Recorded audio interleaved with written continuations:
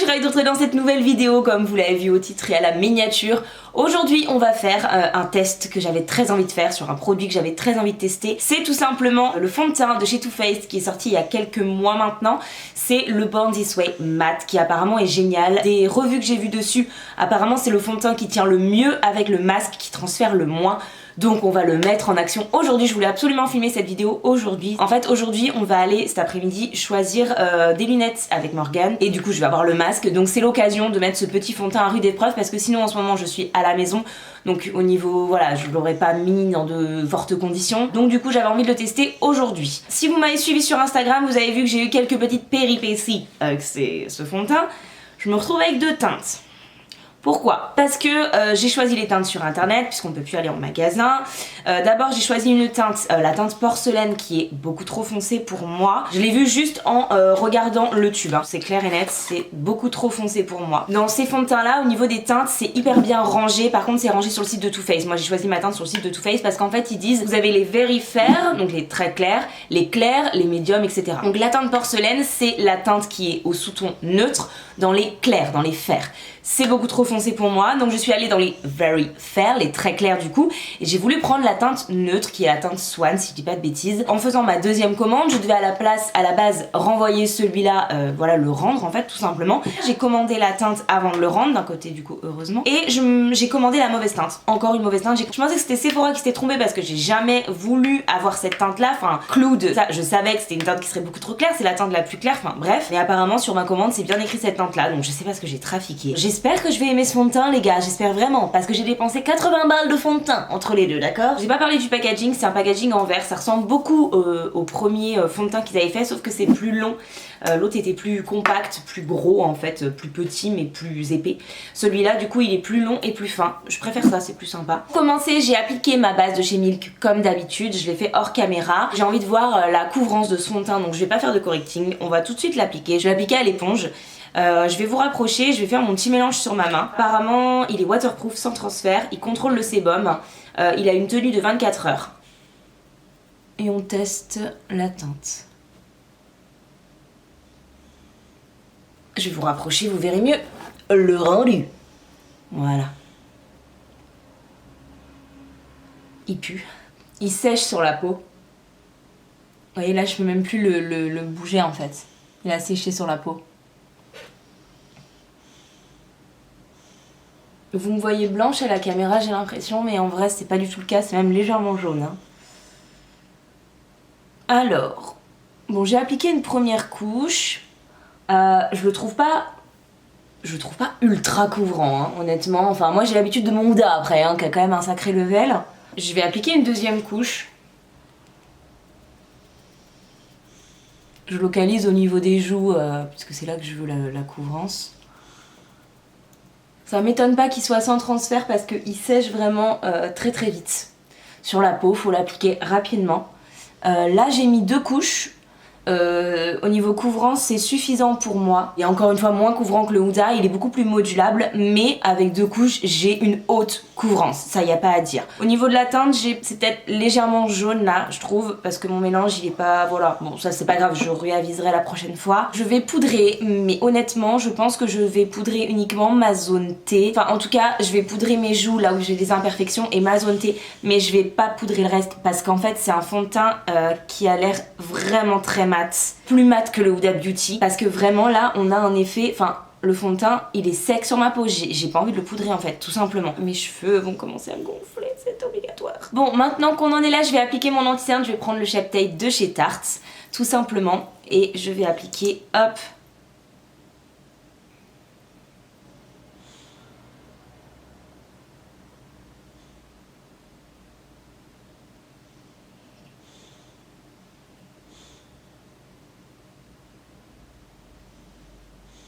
Bon, voilà.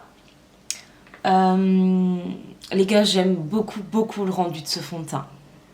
J'ai pas du tout envie de le poudrer, je le trouve très beau comme ça. J'avais peur qu'il marque mes zones de sécheresse, pour l'instant pas du tout. Par contre, je pense que si je le poudre, ça risque d'être le cas. Hein. Faut être honnête, c'est un fond de teint très mat. Franchement, il me fait une peau lisse, il marque pas mes pores, il me lisse la peau. Enfin, Je le trouve vraiment très beau. Je vais passer d'abord au blush crème. Je vais appliquer le blush de chez Apicia. Je vais l'appliquer avec mon éponge. Donc je humidifie avec un spray fixateur. Je vais pas y arriver. Je vais pas y arriver. Pourtant d'habitude je m'en sors bien avec ce blush là. Mais là, avec ce fond de teint là, il a pas envie de coopérer là. Bon, c'est pas grave. Je vais estomper avec un tout petit peu de Shape Tape. Ou un peu de fond de teint tiens d'ailleurs. Je vais en mettre un tout petit peu. Je vais prendre ma poudre de chez Fenty Beauty comme d'habitude, parce que je vais utiliser des produits que j'utilise habituellement, évidemment, quand je fais un test d'un fond de teint comme ça. Je prends ma houppette, je vais faire en mode très localisé. Je vais appliquer ici, juste au niveau des pores. Et je rapplique à la houppette sur les boutons. Je fais pareil de l'autre côté, sur les boutons. Voilà. Ensuite, je prends un pinceau poudre. Je viens prélever un peu de poudre ici. Et je vais poudrer le reste de mon teint, comme ça, tout léger.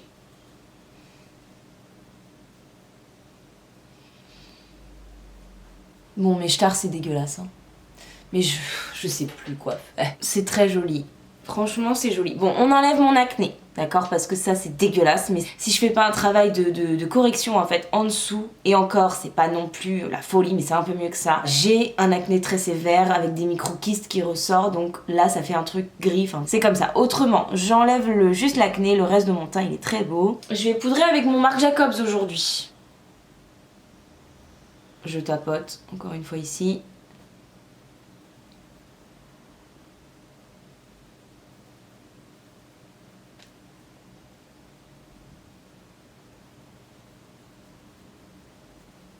Je vais mettre un peu de base à paupières et aujourd'hui je vais prendre la ABH de chez Anastasia, ça fait longtemps.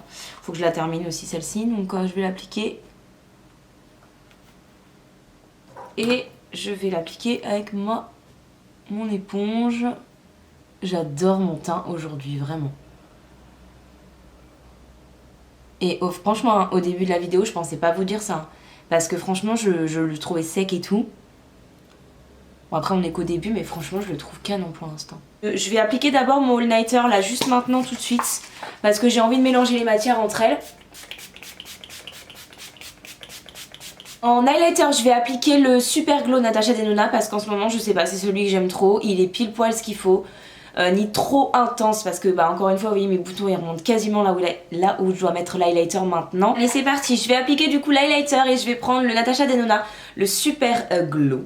Voilà, je capote comme disent les Canadiens sur cet highlighter en ce moment. Il est ni trop fort ni pas assez.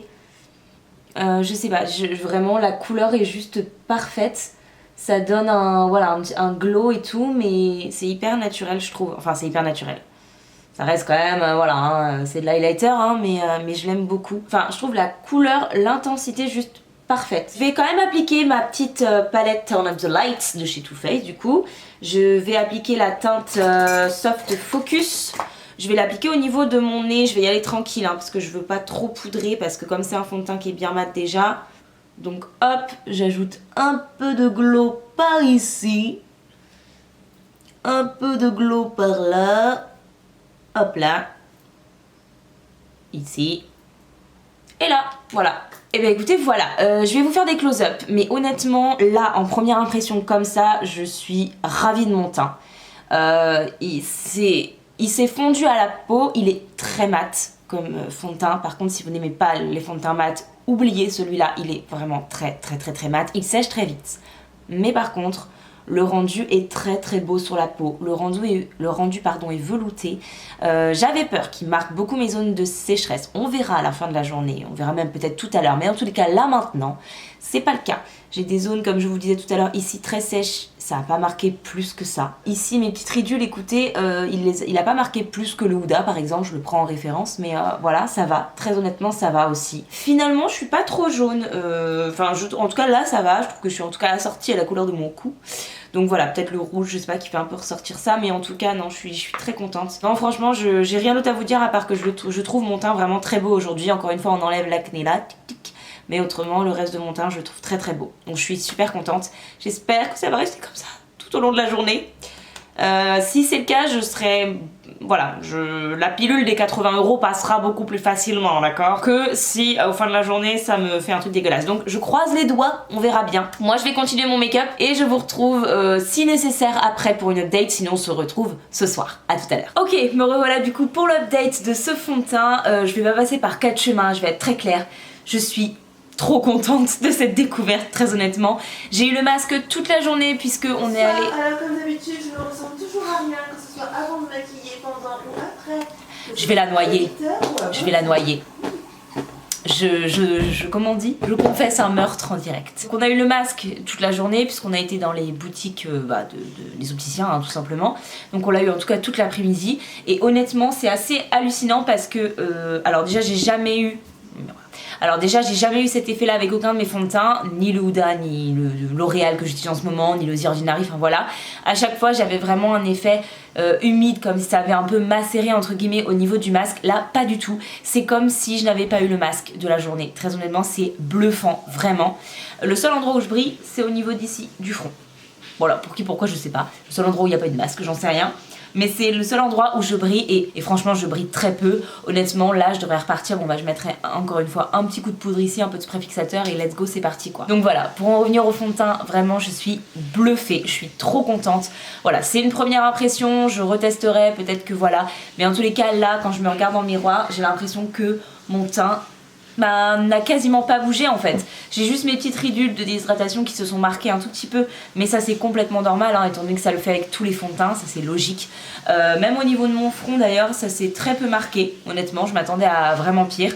Là ça s'est très peu marqué, il ne s'est pas oxydé du tout au cours de la journée, vraiment aucun problème. Je pense clairement que ce fond de teint là plus le spray Ultra Matte d'Urban Decay, et là je ne brille jamais en fait, je peux garder le fond de teint un an, il brillera pas quoi.